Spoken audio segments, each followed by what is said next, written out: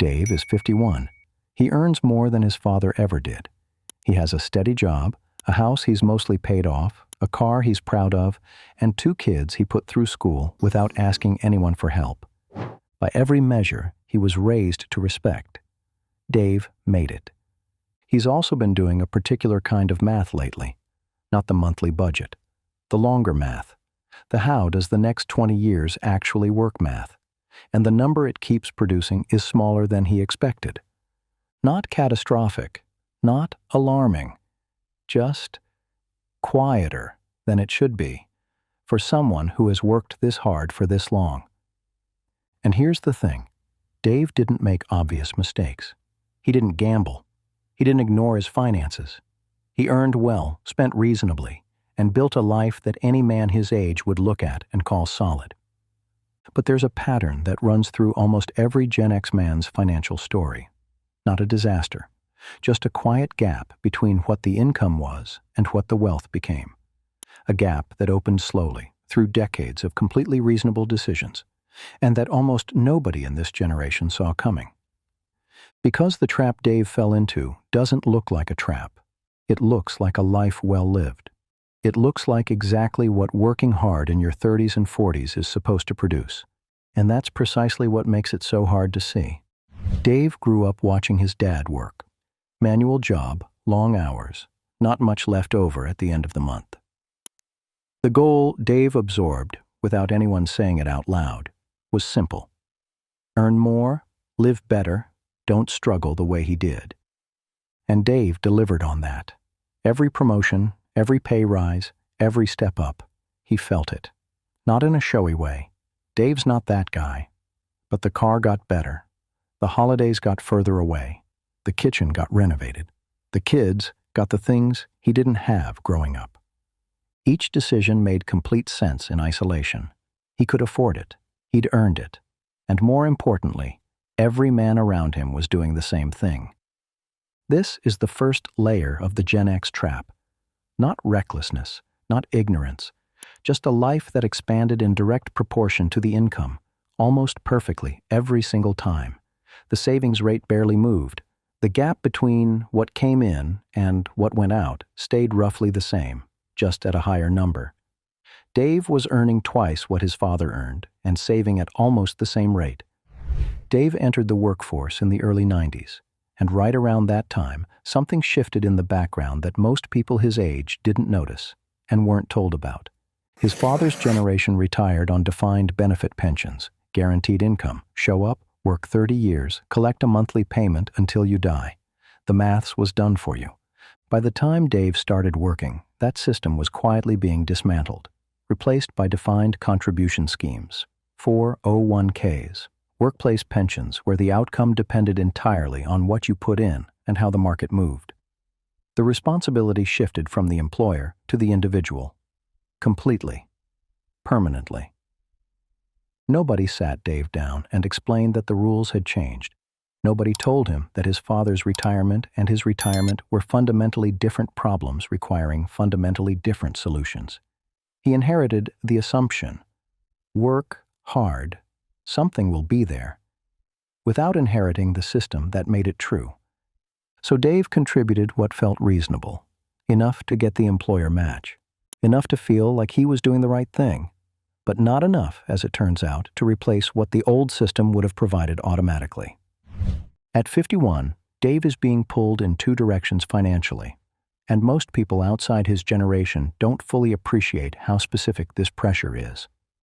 His parents are in their late 70s. His dad's health isn't great.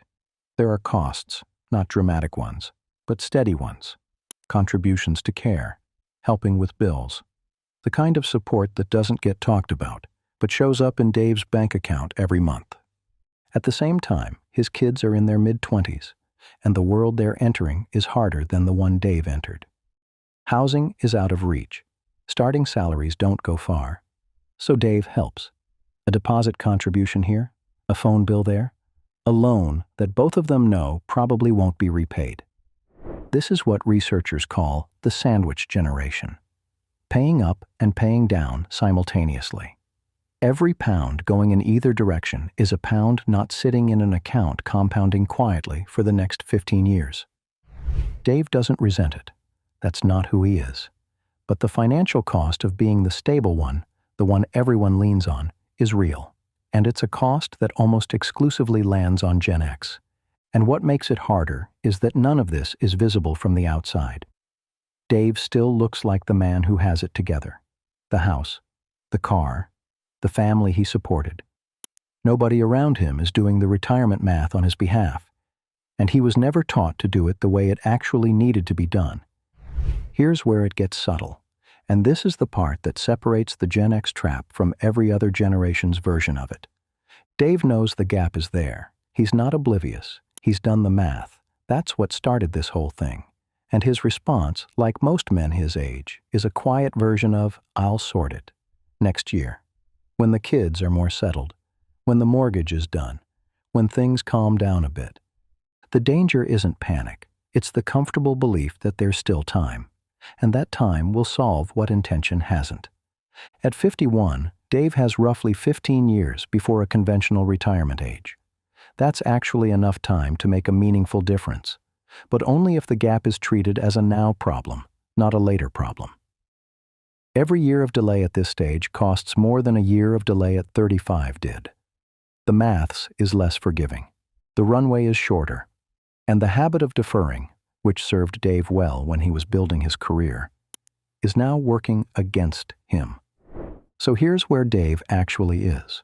Not broke, not irresponsible, not a cautionary tale in the dramatic sense.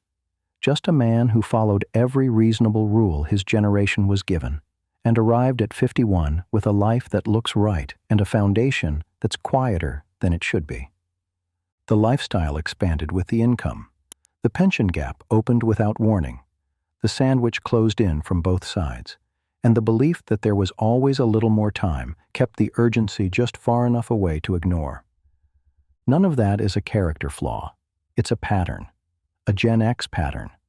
And the reason it keeps repeating, across millions of men who are nothing like each other except in this one specific way, is that every step of it felt completely justified at the time. And the reason it keeps repeating is simple. Every generation gets handed a definition of success.